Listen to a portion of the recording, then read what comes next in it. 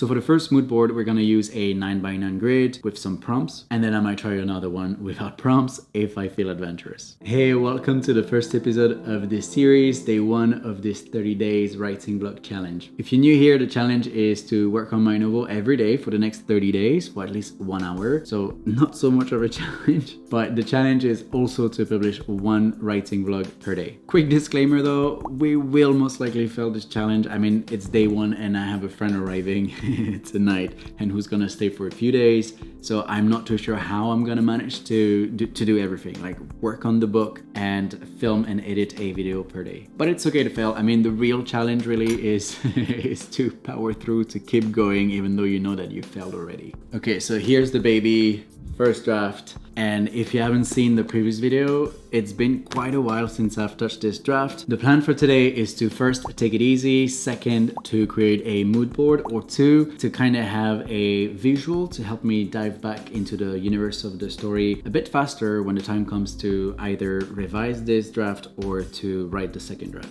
If you don't know what this book is about, which you probably don't because it's only the second video of this channel, I am working on a futuristic adult thriller, which is actually the first installment in a trilogy. I know, quite ambitious, but the story is quite complex and layered. I just couldn't compress everything into one book. My goal is to have a dark and moody vibe throughout the book, but with some comic relief at times because you can only go so dark, you know? So for the first mood board, we're gonna use a 9x9 grid with some prompts. All right, so here's the grid. Here we're supposed to have a food from the story. Not a great start because I don't think there is any specific food, at least none that comes to mind in the story. But moving on, here is going to be a place. That one is gonna be easier. Here's, we're gonna have an object. This one is gonna be fun, a song relating to the story. Then we're gonna have a film or book. That one's nice. Color, meh, well, we'll see what we can come up with that one. This one, really nice. TV series, and then finally an animal. That makes me think there is always a cat in almost every story, so we will not do that. A lot of my clients, I'm an author coach, so I work with a lot of writers. A lot of them refer to Save the Cat. Let me see if I have it. This one, which is a good book.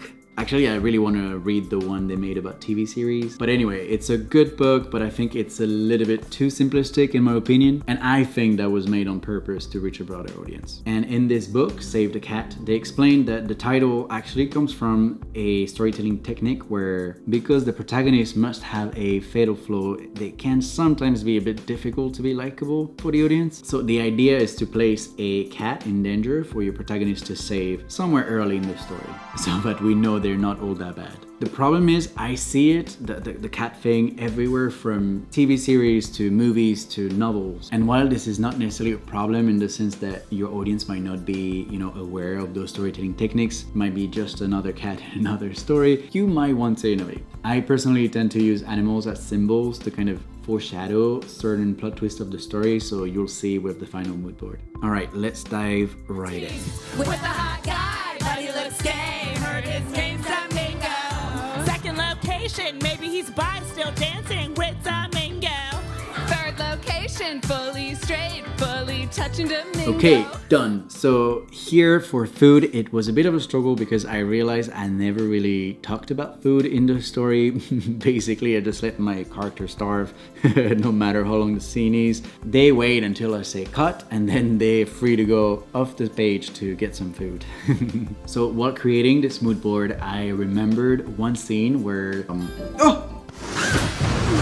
So while creating the mood board, I remembered that one scene that is meant as comic relief in the story, and it's a scene where there is coffee involved. So I know, not food, but then I thought, wait, if you add ice cream, which is food, into the coffee, you basically get affogato, which also happened to be something I love. So from there, I decided to integrate that into the story and to make it the protagonist's guilty pleasure. And basically, because whenever there is coffee involved in the story, you pretty much know that there is a comic relief coming. I decided to double down on that and to have an inside jokes where all the characters are trying to give the protagonist with super impulsive decaf as opposed to normal coffee, just because they don't want to mess or make things worse with his temper. So I added some notes in my manuscript to make sure that I'd have some scenes where they're having coffee and then at some point the protagonist would randomly stop the conversation and say like, wait, Is this decaf? Because I think it highlights the fact that he's never really listening to what you're saying. He's always like, he's there, but in his mind he's doing something else. And I thought that would make the characters more believable and the relationship as well altogether. But let's see once I start writing the second draft how that one goes. So for the place, I put a picture of a cliff, which actually looks pretty similar to what I had in mind for the world building. I mean, I've hired an illustrator a while ago to do like the portraits for the characters, and actually the cliff in one of those portraits is eerily similar.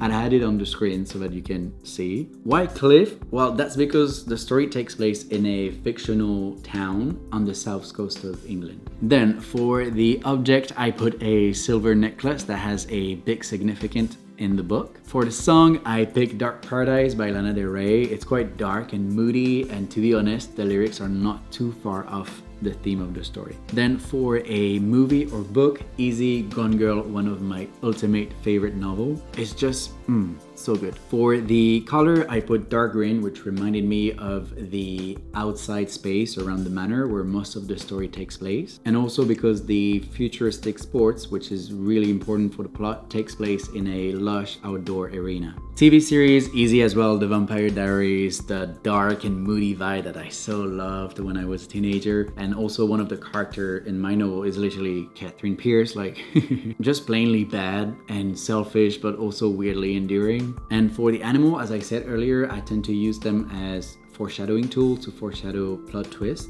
So obviously I can't really tell you the meaning behind those birds, but just know that they are so important. So much so that actually I think I'm gonna base the book cover and the title maybe even on those birds. So that's my mood board for my novel. I might try to do the one without prompts later on this month, but I think for today that's good already. Now if you want to continue this series, I'll put the next episode here. If there's nothing here, that means we're not tomorrow yet. And here I will put the previous episode just in case you're wondering what the heck you just watched. Okay, bye. Oh, still too far, way too far. Okay, bye. At the marriage